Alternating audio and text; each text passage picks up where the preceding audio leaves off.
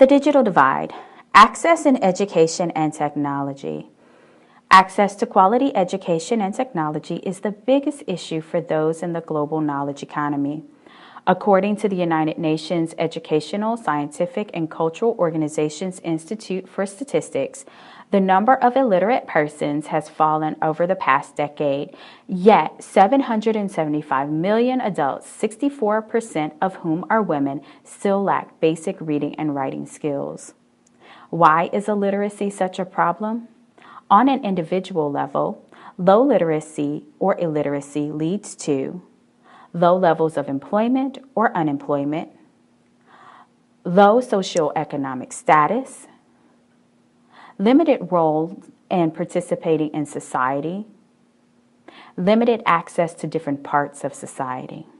This problem is transgenerational, which means this pattern can be passed down from one generation to the next. On a societal level, literacy is an essential tool for the growth of a country.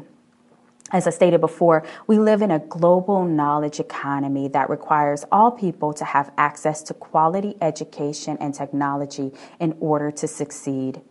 What innovators are currently addressing these issues? Today, I will be discussing World Reader and Reading Rainbow. World Reader is a nonprofit on a mission to bring digital books to every child in her family so that they can improve their lives. World Reader does this by providing e-readers to African schools and libraries and providing a mobile app. To date, World Reader has shipped over 7,000 e-readers, delivered over 1 million books to over 100 schools and libraries. World Reader has done this by leveraging strategic partnerships with government, private, and nonprofit institutions such as the Clinton Global Initiative, Kenya's Ministry of Education, Amazon, and Penguin Random House Publishing. Additionally, World Reader offers services to individuals by offering a book club, which is $25 per month. And also, individuals can sponsor a school or donate an ebook. Critics of World Reader point to techno-paternalism, lack of strong technology infrastructure, and lack of cultural understanding to make this venture work properly.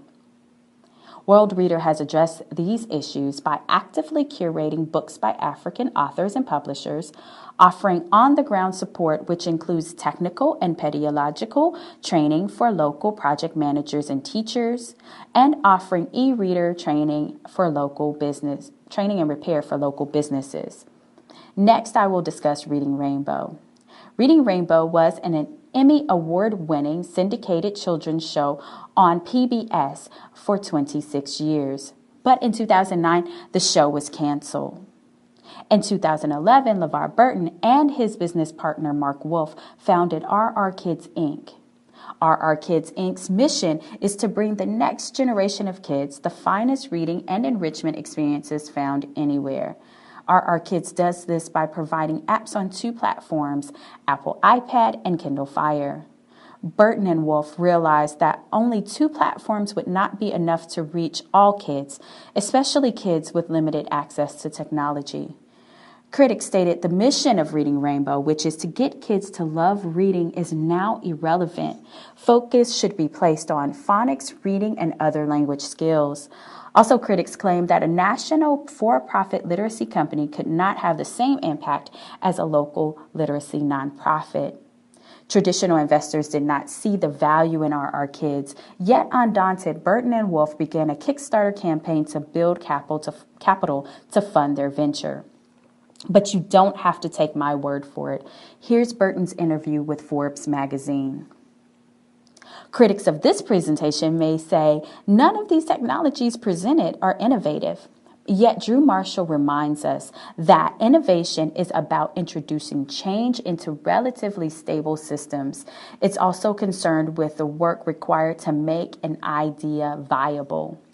So tweet your ideas of improving literacy using the hashtag #LiteracyInnovator, and be sure to tag me, Tracy P. Beard, at Tuesdays Grace 22 and Dr. Sib Bennett at Dr. Sib.